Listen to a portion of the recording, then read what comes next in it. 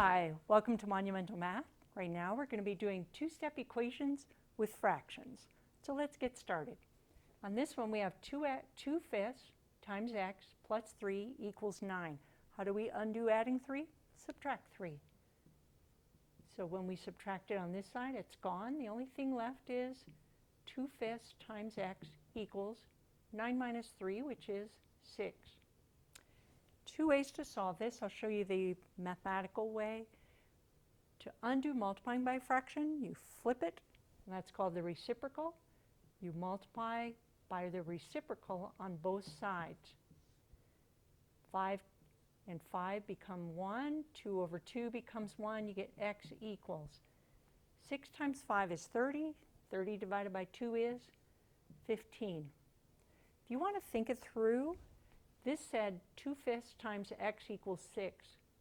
That means you have a candy bar. You had 2 fifths times x. Means you had it broken into 5 parts. They're not very equal, but they're supposed to be. If 2 of the fifths make 6, each part was 3, which meant every fifth was 3. If there's 5 parts and they're each 3, the whole thing is 15, which is what we found. Okay, the next one, we have 2 plus 7/8 equals 44. How do we undo adding 2? Subtract 2. Subtract 2 on this side. This becomes 0. We get 7/8 x equals 44 minus 2 is 42. Now, if we have 7/8 times x, if we have an x and it's broken up into 8 parts, these are supposed to be equal. We'll pretend they are. Okay, that's 8 parts. 1, 2, 3, 4, 5, 6, 7, 8. If 7 of the parts make 42, how big was each part? They were each 6, because 7 times 6 is how you would make 42. That means this last one is also 6. So that means all 8 parts together is 48. Okay, then solving it mathematically, we get, you flip that fraction, that's called the reciprocal. 8 over 7, 8 over 7. 7/7 is 1, 8/8 is 1, we get 1x. 42 we can pretend has a denominator of 1. This denominator, 7, goes into this numerator 6 times. 6 times 8 is 48. Okay, let's keep going. 5, 6x minus 3 equals 52. How do you undo subtracting 3? You add 3. You get 5, 6 times x equals 55. If there's 6 parts, and if 5 of the parts, 5 out of the 6 parts make 55. If 5 parts make 55, each part was 11.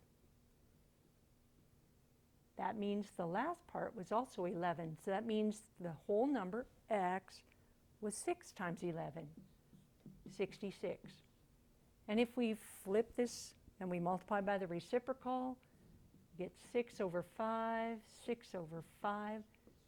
6/6 is 1, 5/5 is 1, we get x equals, 5 goes into 55, 11 times 6 is 66. So we get the 11 times 6 just like that part. But this is visual. People learn in different ways. This would have been a great way for me to learn it. I hope it works for you. Okay, 3/20 times x plus 4 equals 7. How do you undo adding? How do you undo adding 4? Subtract 4.